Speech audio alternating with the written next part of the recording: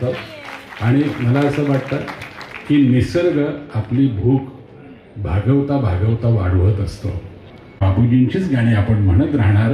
जर का मराठी चित्रपटसृष्टीचा आपण इतिहास पाहिला आणि गेल्या 1931 पासून आपला काय म्हणूया म्हणजे मराठी पहिली गाणी काढायची जर का ठरवलं की कुठली असतील तर त्यापैकी मला असं वाटतं 90 गाणी ही आशा भोसले आणि सुधीर